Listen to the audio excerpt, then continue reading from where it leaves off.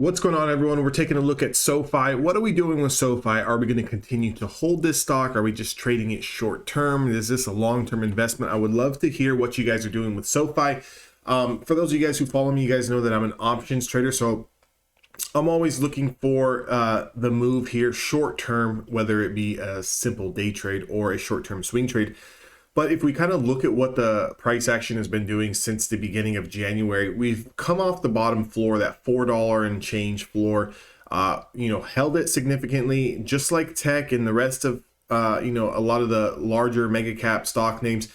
We had that 7-8 day run up, and then we had a 2-day pullback followed by the bounce now, which is always good and it's always healthy. So depending on when you got into this, if you are trading it short term, be smart to lock up some profits. We are coming into this 200-day moving average, which is going to be a very, very pivotal point in the price action for SoFi. So in my opinion, okay, and this is just an opinion, I've been day trading for 7 years now, about 5.5 years full time.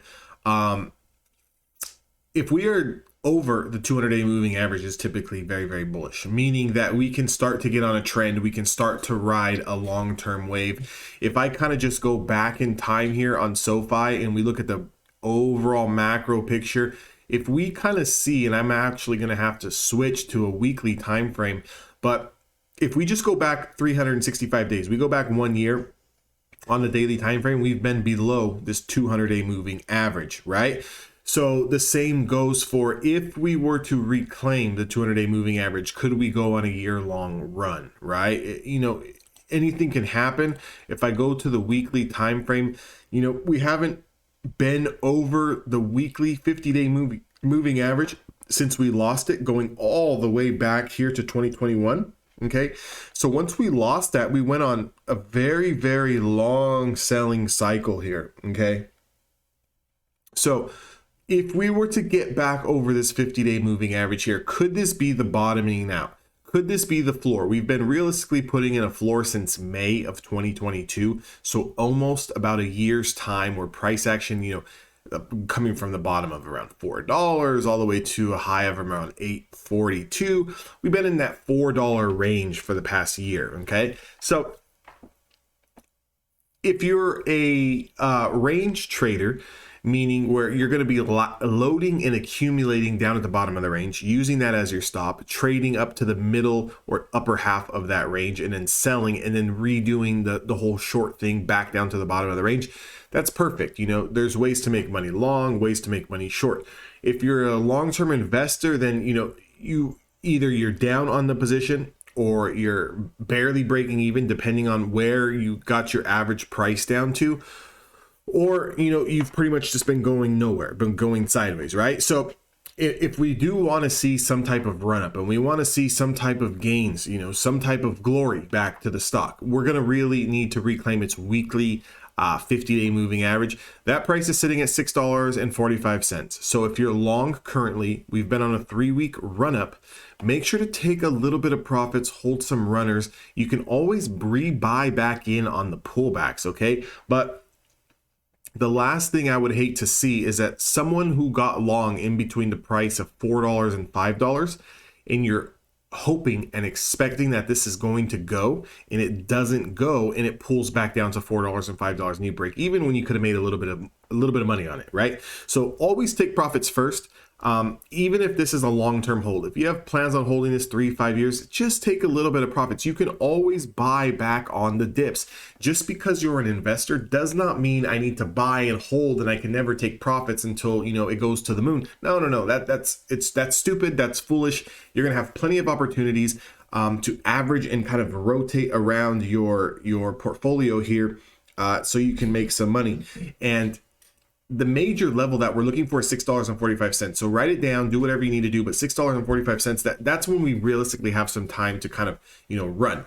We're going to need to get a candle close over $6.45 on a weekly time frame, and we're going to need to confirm that. So, that play can take anywhere between 1 to 4 weeks to happen if it does happen. But if we do get up into this area here, that 645, 650 area, and then we cannot get above it and we start to pull back, well, then look to your lower demand zones here at around $5.33 and around $4.88.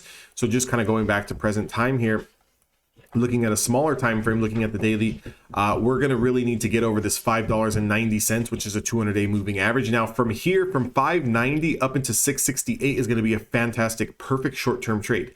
Okay, so even if you're an investor, maybe you can put a little money aside and do a little bit of a short-term trade, kind of recuperate some losses, or maybe even, you know, stack on a very, very small win here. You know, and if you have a smaller account and you are trading shares and you're not trading options, you know, this is a relatively cheap stock. You know, we're talking $5 a share, where you can kind of accumulate some shares here and make $1 a share, right? So if you get, you know, if this move plays out within the next 3 to 6 weeks and you go in with, you know, 400 or 500 shares, that's $400 or $500 within a month's time. You know, that's a good return on investment for considering what you're putting in. Now, if you're familiar with options, you want to play some options, I would go options at least 4 weeks out. I would go 4 weeks out, and I would either try to take something close to $6 to $7, somewhere in that vicinity. We don't want to take $10 calls.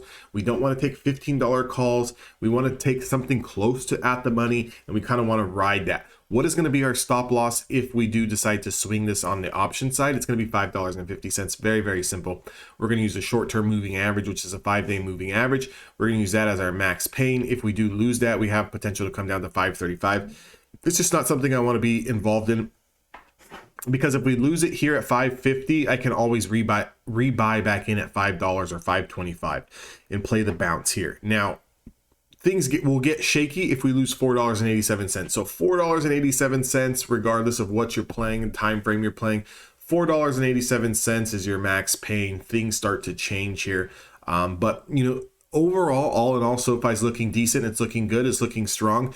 We have not put in a new low since going all the way back to the beginning of December. So, you know, going on almost 2 months here where we're kind of holding that $4 area looks very, very bullish. I understand it's not moving as fast as the stock has moved in the past, and that's to be expected with the way that the market is and the, you know, the economy is and everything like that. But, you know, there's always ways to make money. You know, whether you're an investor, whether you're a scalper, whether you're a day trader, you just have to play the levels and play the levels accordingly. And you have to respect, you know, risk management, and you have to understand potentially, you know, where you should be taking profits, or, you know, where you should potentially setting stop losses on some of these longer plays. If you guys are interested in that, join the Discord, get involved in the chat over there, ask questions. A lot of great people that are trading in there. And if you do like this type of technical analysis and you want to stay up to date on my technical analysis and stocks that I am trading, make sure you guys hit the subscribe button. Also smash the like button so this video can get out to more eyes. It would I would appreciate that. And I will see you guys all on the next video.